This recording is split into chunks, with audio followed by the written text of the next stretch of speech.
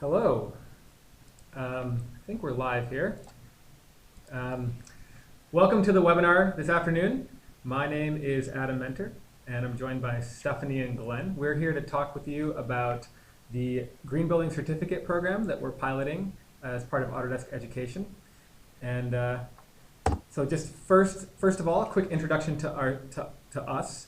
So Steph wants to go forward. So I'm Adam Mentor. I'm the Sustainability Education Program Manager here at Autodesk. I manage the website, the Sustainability Workshop, if you've seen that. Stephanie, you want to give a quick introduction to yourself? Yeah, sure. So I'm a building science and education specialist, and I am also a Master's of Building Science student at USC. Great. And Glenn was a surprise guest here at the last minute, and so he's not on the slide, but Glenn, do you want to quickly introduce yourself? Sure, no problem at all. I'm Glenn Katz. I'm an education solutions specialist here at Autodesk, focusing on AEC issues, and relative to this, I'm also an educator at Stanford University. So we're going to be participating in the pilot as part of a couple different courses there, and we'll be hopefully sharing some of that experience to kind of add to the discussion here. Great. Okay, so first I wanted to show you guys this image. This is the kind of thing that you see all the time in architecture magazines. These are beautiful renderings that that you as an architect strive to produce. This is the kind of world that we aspire to create. But behind every one of those decisions that you make as an architect is a very real consequence in terms of materials, energy use, toxicity, pollution, all of those things, water use. And at the end of the day, if we don't consider those consequences, we end up creating not the world that is depicted in that pretty rendering. So Steph, I want to go to the next slide. So that was Shanghai and the Shanghai Tower, and this is what Shanghai actually looks like. So we can do better than that as architects and engineers, and that's what we're here to do. We're here to help you do that. Mm-hmm. So want to go to the next slide there, Steph? So as things start to change go back. So regulations starting to change. For example, 100% of all new federal buildings must achieve net zero energy by 2030, according to this executive order. So there's a lot of regulation and a lot of focus in the architecture profession about high performance buildings. But at the same time, we also see a bit of a gap in terms of the knowledge and the profession's ability to actually meet all these goals. So that's what we're trying to equip you as students to step up and really start to meet these challenges. Glenn, do you want to say a little bit more about sort of how you've seen this shift a little bit at Stanford in terms of building performance analysis and Certainly. importance?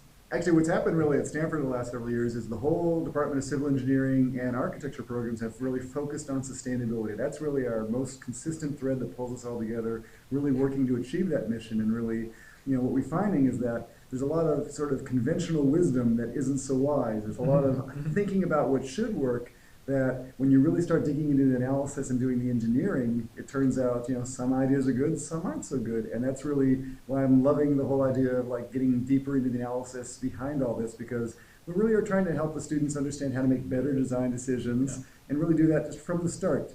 You need to be thinking about safety, you need to be thinking about sustainability at the same time, really from the very beginning. And that's why we're so keen on like getting this into the curriculum. Exactly. And I think one of the things that Glenn said I think is really important is that the architects and the engineers are getting together, and like this is a common theme for both disciplines, and that I think is really important. Engineers often, I studied mechanical engineering. We didn't study buildings at all, but mechanical engineers are some of the folks that are making a lot of the really important decisions on how buildings use energy, and architects by the same token aren't necessarily taught a lot of the physics and that sort of foundation behind building science. So we're designing this program to sort of fill in those gaps a little bit. So what you can do, what we're here to tell you about is this new program that we're starting. You can go to the URL that's listed there. There's a sign up form. You'll learn all about building performance analysis. The goal with this, the benefit to you, is that you'll come out with being equipped to have better student projects, come out with really concrete job skills, and you'll be a better part of the solution to some of these global challenges. That was my elevator pitch, in case you were wondering what the what the The elevator picture was? elevator picture was all about. Okay. Clever. Yeah, designed in Revit. Anyways, so the Green Building Certificate, it's both an online learning path and an assessment through software exercises and questions. So all the content is freely available on the Sustainability Workshop site, and then there's a separate learning management system that Stephanie is going to show you later, where you can access all these quizzes. Go ahead, Steph. We're coming through. Okay, great. So again, the intent is to show students how to do rigorous analysis using building science as a way to bridge architecture and engineering, and then ultimately make this a more expected part of architecture practice. Those are images there of some students in Europe that we've been working with. So it is a global program, which I think is pretty cool.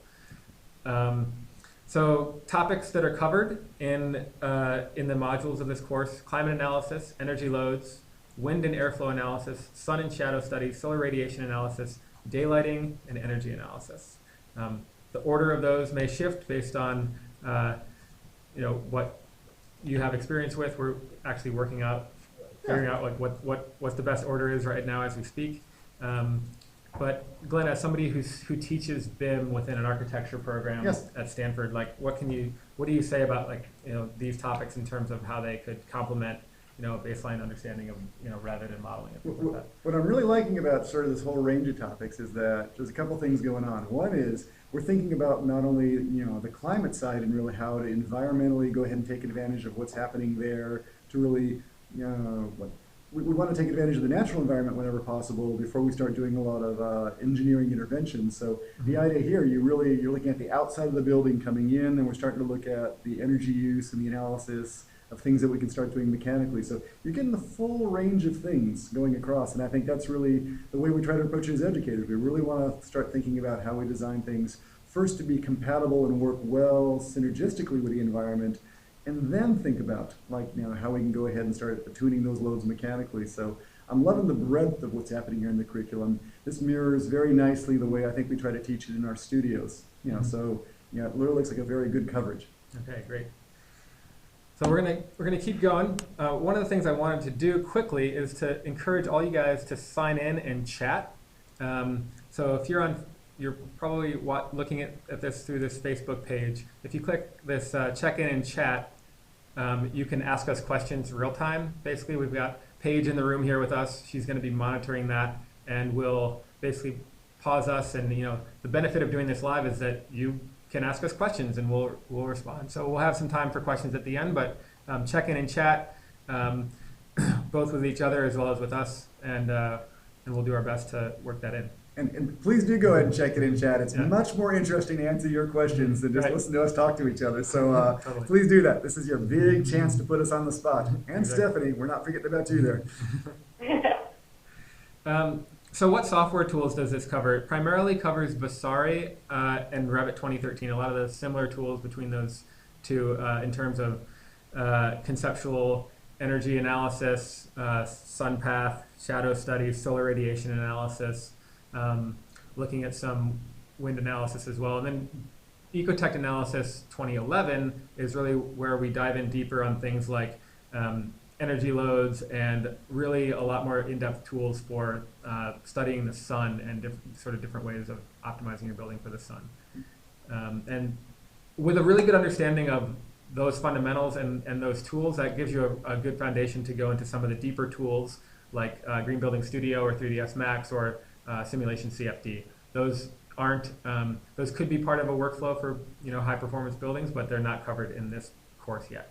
Actually, one thing I'm really loving about the tools that you're focusing on here is that there really is a workflow that pushes between the different tools where if we start our analysis at a conceptual level in Vasari, then pull it forward into Revit for the more detailed modeling, and then go even further into Ecotech for the detailed analysis. It's we're not losing work. It really, as a design student, you can sort of see your design evolving and getting better and more mature, and there's really a nice flow between those tools. So, as opposed to learning 4 or 5 completely independent things and having to model from scratch, that is a really nice workflow between those. Great.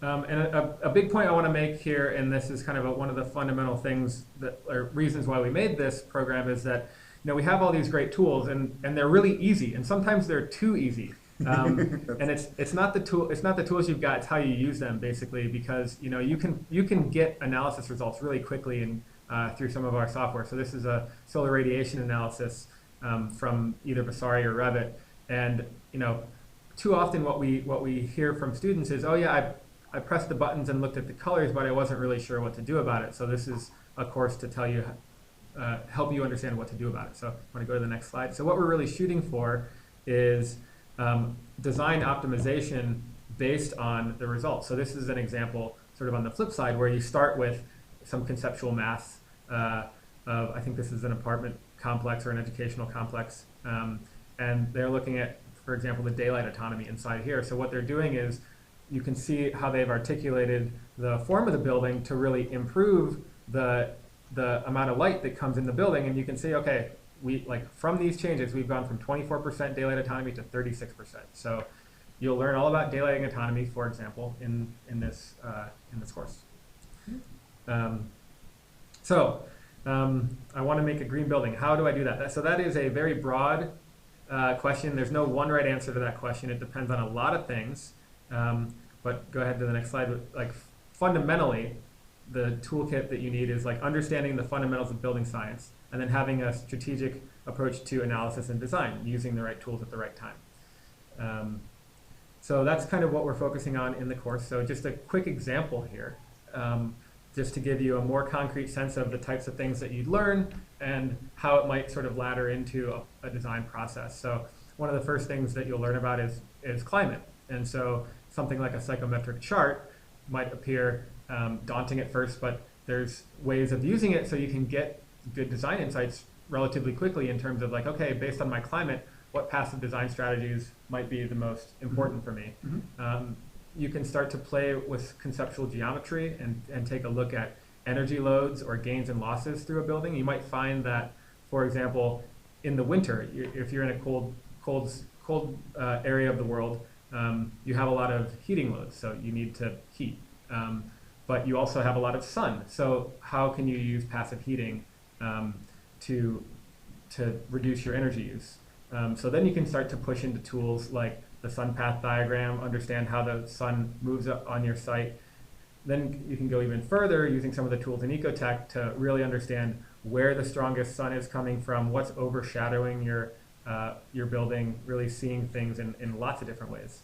So one thing I'm really liking about what I'm hearing and what you're saying is that it really is a very strong focus on how we're using the tools, but we're really focusing on solving the problems. Because I think what so many people worry about, you can get a lot of good tutorials out there, but they tell you how to push the buttons and just sort of get a pretty looking model. It sounds like you've really added a whole layer to this that takes it to the next level of saying, it's not just the tool, but how do you actually apply that to actually and focus on the problem first, the tool second? Yeah, totally. Okay.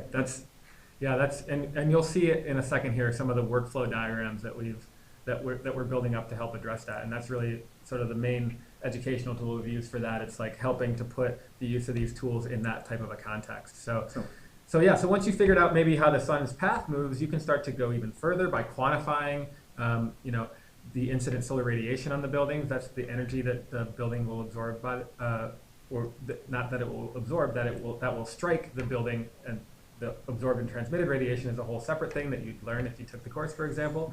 And then you can start to look at specific times, specific phases, where that sun is hitting and really optimize the building. So go to the next slide there, Steph. So as Glenn was saying, workflow is super important. So this is sort of the conceptual framework that we've hung a lot of this content on. So you start with the goal, like what you're trying to accomplish and how you're going to measure that success. Then that informs what tool you use, and then what to look for in the analysis results of that tool. And then once you get down to using the tool, then there's a whole set of problems in terms of like, what do I click on? And like just the mechanics of using the tool. And so understanding what you need to model, what simulation settings to use, how to visualize the results. So Glenn, is there more you want to say about this? Yeah. No, you can tell I'm busting to say that. What I really love about that is that, okay, you've provided this really critical link because with the design studio, I have my design goals I'm trying to push.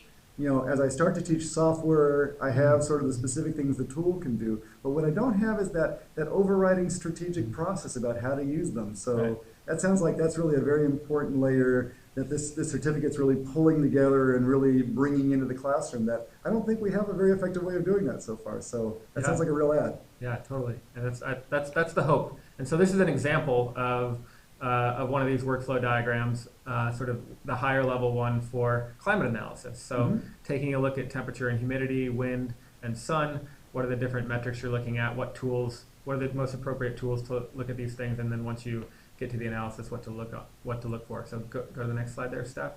And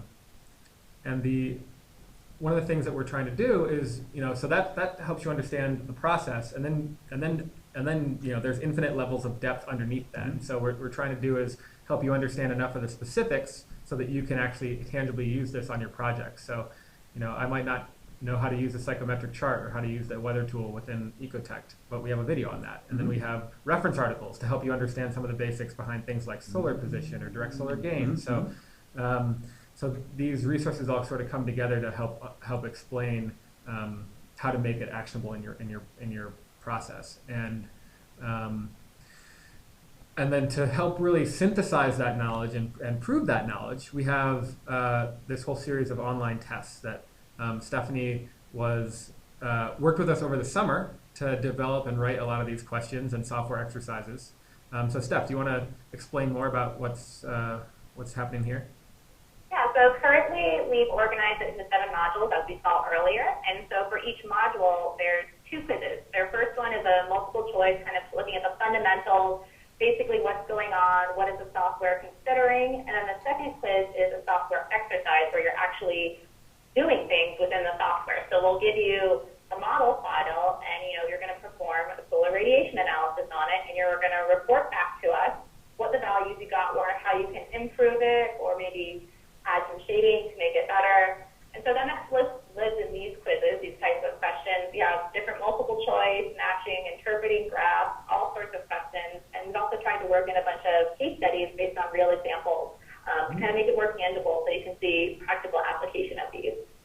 So Glenn, I'm not sure that there might be a mixture of folks on the call, both students that are looking to do this on their own and educators, looking to work it into their course. As an educator, what's the,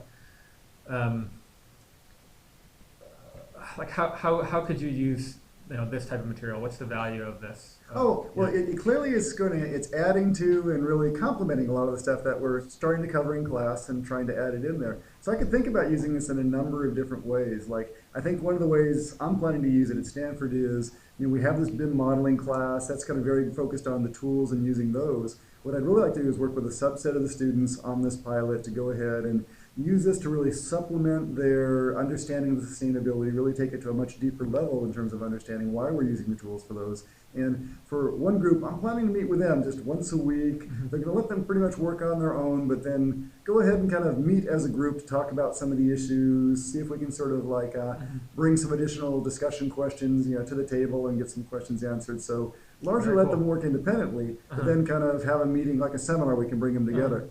Now, another way that I plan to do it, because I really want to see what the impact of doing it differently is really just as an independent study project, just to have some students who are working on it, completely on their own, just let them kind of go through that. We'll still meet with them and answer some questions, but I'm really quite keen to see what the difference is between if we tie it into a curriculum and use it as a complementary way.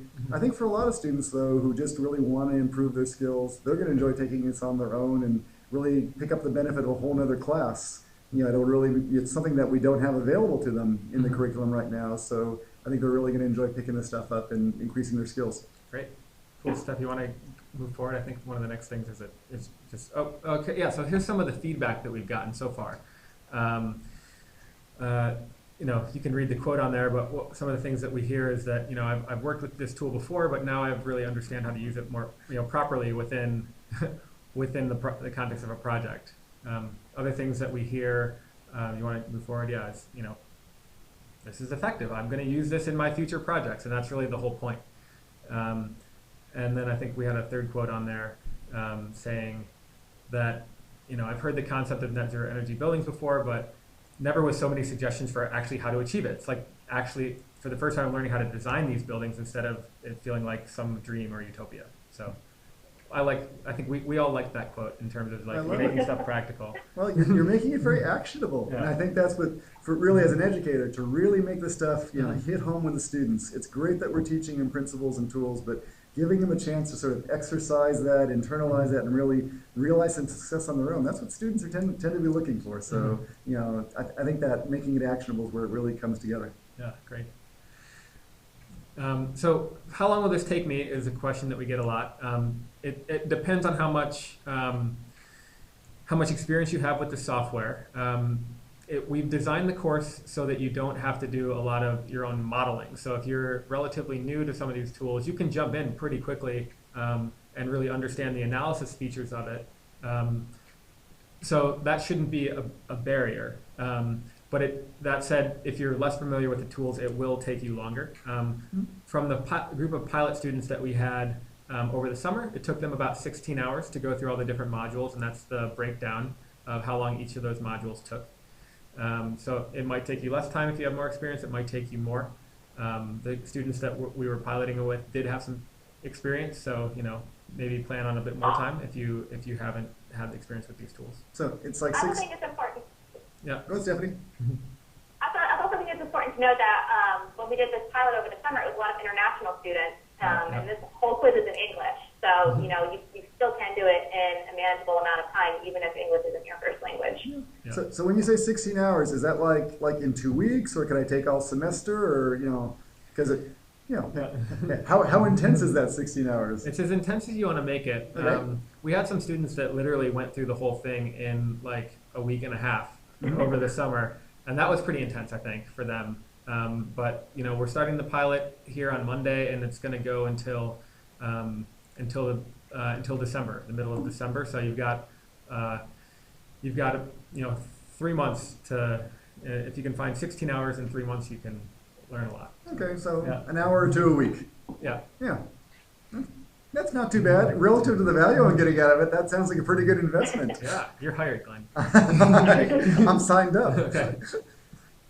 So Steph, do you want to talk more about the feedback, the whole process from the summer?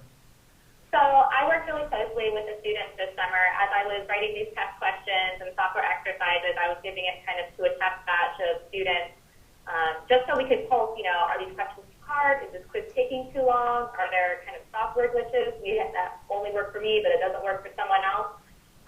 So what ended up happening was for every module, we collected a bunch of feedback. This image is, I think, just part of the feedback. There was a lot more. We asked a lot of questions, really in depth. I then reviewed everything and made improvements. And so we're still looking for improvement. So there is still a feedback aspect. Like, we still want to know, do you think these questions are fair? How hard is it? That's what's really helping us to make this program as good as it can be. It's constantly going to be changing as our software updates and as new practices come in. And so we constantly need to be changing. We need to be making sure we're asking good questions. And that you're learning, the stuff you're learning is really valuable and useful. And so we like to ask a lot of those questions. How are you using this in your studio? How familiar are you with this material? And then we like to integrate it. So we did a lot of that over the summer, and we kind of did, we're now at pilot 1. So we're hoping that we made some good improvements, but we're still looking to make it better. Great. So now I'm going to give you guys a live tour, kind of what you're going to be interacting with, kind of what your process is going to be, and what things are looking like.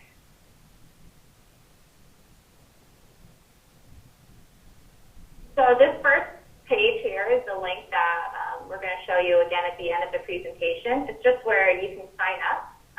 We're going to start on Monday, so we ask that you sign up by the 23rd so we can get you registered in the learning system and get you some emails, set you up with some links, just kind of ask you some basic information. And then we also provide some frequently asked questions. I think we've addressed most of them in the talk here, but if you want to go back and go through them, we have some FAQs for students and for educators if you're interested for using this with your students.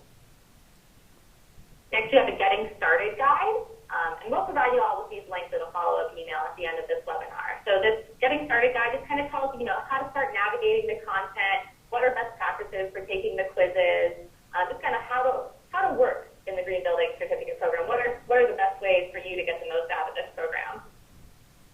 And then we come to our dashboard. So these currently are topics, as you saw earlier, and we have a content link for each one.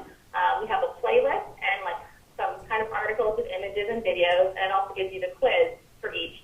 You can complete these in any order you want. We kind of give a suggested order if you're brand new to this, or maybe you just want to really learn about wind analysis. You can feel free to go ahead and just do wind analysis. So I'm going to show you a playlist right now. These are really cool. They kind of guide you through the content in a logical manner. So they're really great if you're brand new to a topic because it introduces you to things in the proper order. So I would start the collection here. This is for energy loads. And that was a little introductory video here. This is Mr. Imagination. He's featured in a lot of our videos. And so then I can skip ahead. And the next piece in the playlist is just kind of an overall article about building energy loads, and it provides some links to other things. You can just kind of click through these playlists. These are really great, and just kind of see what the most important things are, looking at human comfort. Next, we're looking at program schedule, and just kind of see how all these things influence. So it's kind of a mix of videos and articles. So when you kind of go through the content and you feel you've absorbed a good amount, you can go to start taking the quizzes. This is the Learning Management System, LITMUS, and this is kind of what the dashboard looks like there. And it's important to note that all these quizzes are open notes. So, you can do something where you have like 8 tabs open, and if you are asked a question and you're not quite sure about the answer, feel free to look it up. This is going to be like a real life scenario. Building scientists aren't going to have every, little fact about thermal mass memorized. So everyone's going to have references in the real life. I'm going to show you guys a quiz now. So this is a climate and weather analysis quiz. And so this is kind of what the interface looks like. You kind of get some questions, multiple choice. Make Adam answer the questions. Hey, test us. I'm seeing how well we do. All right, you guys can take this one. So this one's based off of the Ecotech Weather Tool Optimum Orientation. So this is part of the basic multiple choice about the fundamentals. How does the Ecotech Weather Tool calculate the optimum orientation? And if you want this image, you can just enlarge it, kind of look at it some more, see what it's telling you. Yeah. And then you would pick the best choice. So let's see. So what is the optimum? The optimum orientation is found through. I'm going to go with A, comparing incident solar radiation values from different times of the year. So it takes a look at the how the sun's hitting the building in the winter versus how it's hitting it in the summer, and then it's choosing that orientation as a compromise between them. Yeah, and then sort of it's going to incorporate some daylighting, but also the heating and the cooling effects. I think I'm liking A too. All right, well, since I wrote this question, I will say that both of you are correct. Okay. Good thing. Like, okay. Phew. All right, so some more questions. I really like these. These are hotspot questions. So we're at this quick graph from the conceptual energy analysis. And so we're asking you to select the direct solar radiation. So you actually click on the graph and you click on what the accurate part of the graph is. Those are really cool. So as you can see, you can just kind of click through. This one's climate, so a lot of stuff is based off of climate output graphs that we have in Ecotech and or Revit. And so that's just kind of what the quizzes look like. And then when you're done taking a quiz, if you can review it or submit it, we'll submit it. Unfortunately, we didn't answer enough questions to get a good score. So passing score is 70%. Obviously, in order to receive the certificate, at the end you need to score 70% or better on all the quizzes. Or you can always retake quizzes. You can also review them, which is a really cool feature, where you can see, I got this one wrong, but here's a link to our content where you might be able to find the right answer. Totally so that's really cool. helpful.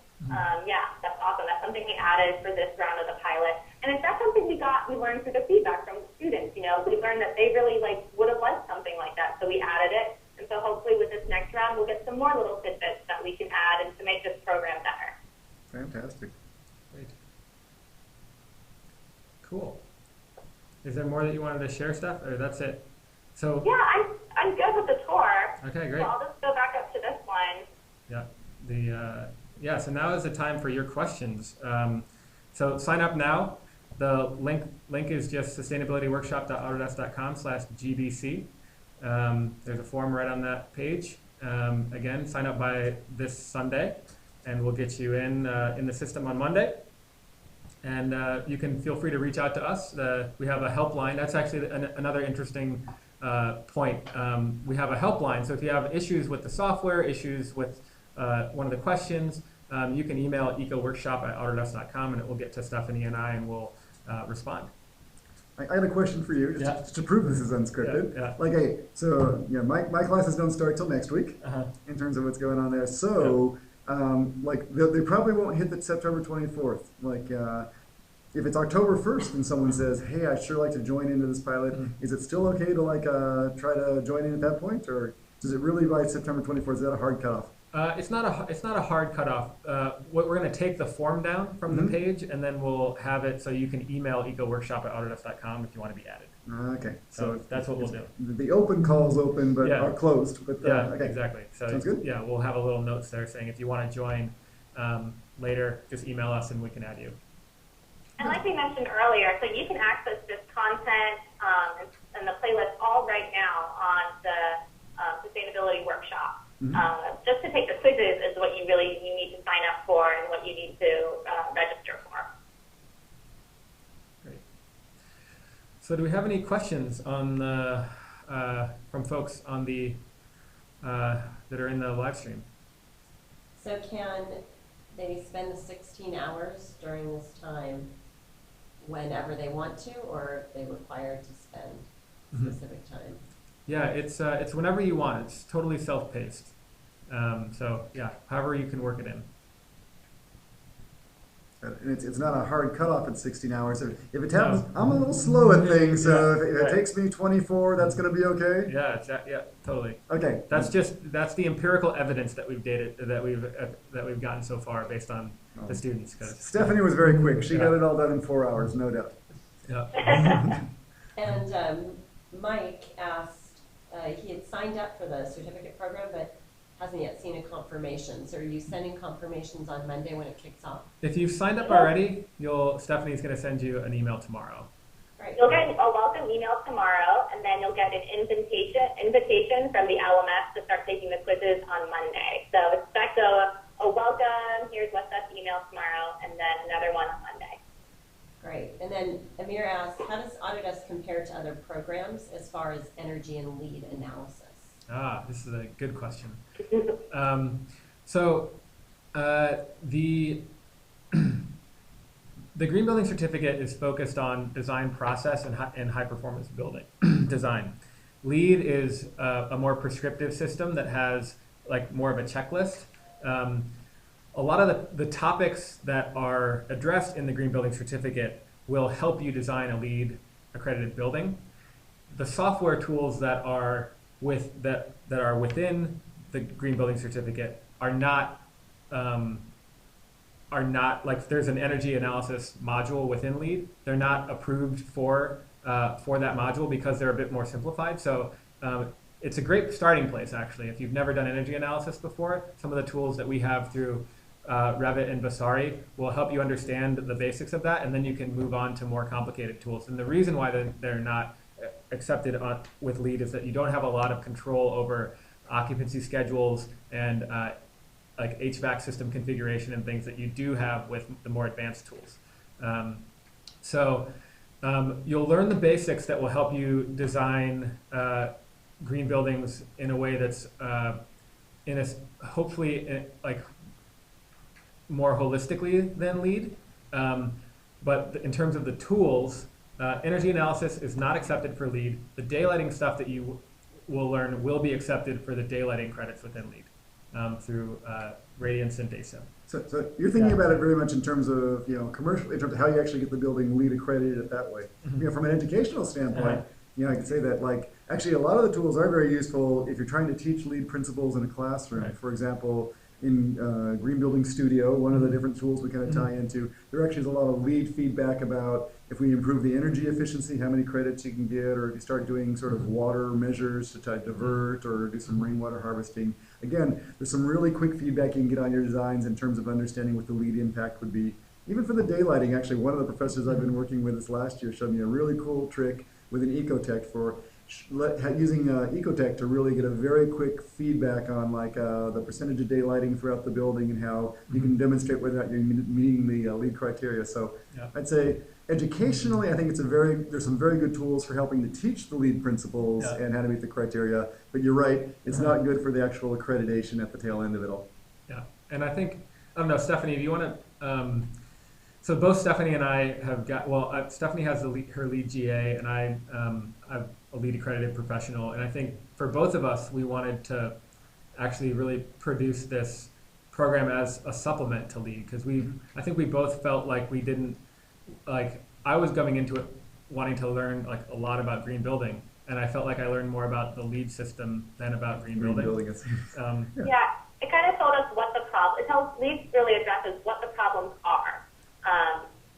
You know, and then I feel like this program tells you how to fix them. How do you prevent negative solar radiation?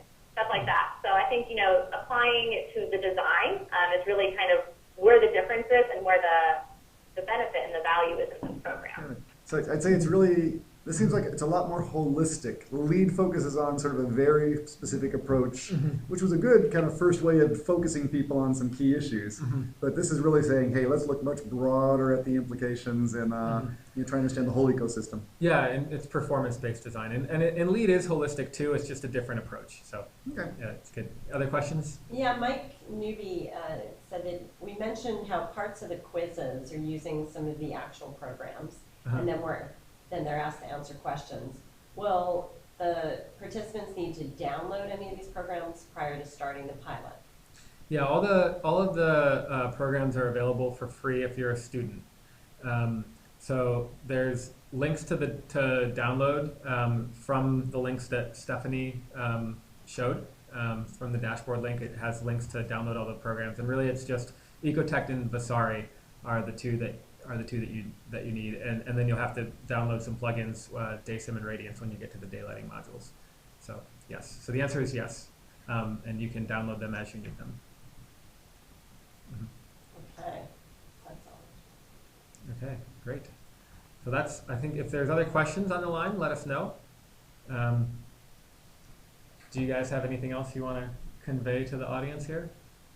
Or any questions? From my perspective, I just really can't wait to dive into this and get started and really see what the student experience is, because I think this is adding so much more to the picture that I'm not able to cover in my own classroom. You know, just having all these links to these resources to draw on, case studies and examples. You know, this is taking what I'm teaching and really like just, you know, amplifying it and putting it in a much greater context. So can't wait to get started and really ultimately see what the students do with this and how it changes their thinking. Like, I'm really keen to see what happens in the design studios next quarter after they've completed this. Just, you know, I think the whole level of design maturity is going to get taken up to the next level, and I really want to see that happen in the studios. Yeah, and I think that's I'm looking forward to learning along the way too, because that's like the whole goal is, you know, we can start to measure project outcomes, and just in the sense of like, are they getting better? If so, we're doing something right, let's keep doing that. If not, what do we need? Like, where are the gaps? And so like we're trying to be really connected to the users in this whole process so that we can improve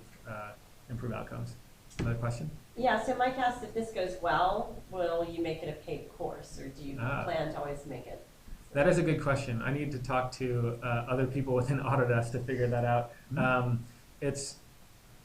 If we make it a paid course, it won't be a significant amount. Like, we're not going to charge hundreds and hundreds of dollars for it. We want it to be a relatively low barrier to entry, because, you know, this is going to be global. So, you know, $20 here is very different than $20 in India, and things like that. So we'll have, you know, we would have some sort of a pricing structure to address that, and it would be, because I think we are adding a lot of value through the course. And actually, one thing that we didn't mention is that if you're an educator, we can provide you with tools to add your own students, track your own students' path through the course. So if we charge for it, it's not to make money on it, it's more to sort of convey the value of the course, in a sense.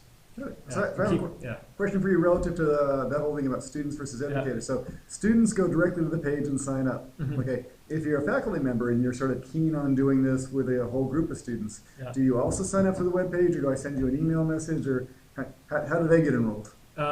Yeah, if you want to track your students' progress through it, email the ecoworkshop@autodesk.com address, and we'll set you up with admin privileges for your students. Good. Stephanie, parting words on your side? I don't have any. It's a really great experience to be a part of. You know, we're still in the pilot phases, so we're really interested in what you have to say about it. If you're passionate about green building and want to learn more, this is definitely a good way to start and to learn about it. Great. So with Even that, if you're not passionate, going through this program, you will become passionate. We'll inspire that in you. yeah.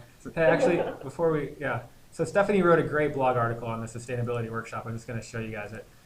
You should go read that, and it talks about building science and her sort of experience with building science. And I think it's an interesting sort of it's a good read. Stephanie did a good job on that, and it's been a pleasure to work with her on this program. So check it out.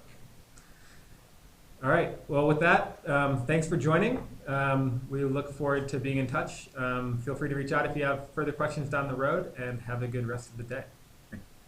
Thank you, Adam. All right. Thank Thank you. you. Thanks, Yeah. Stephanie.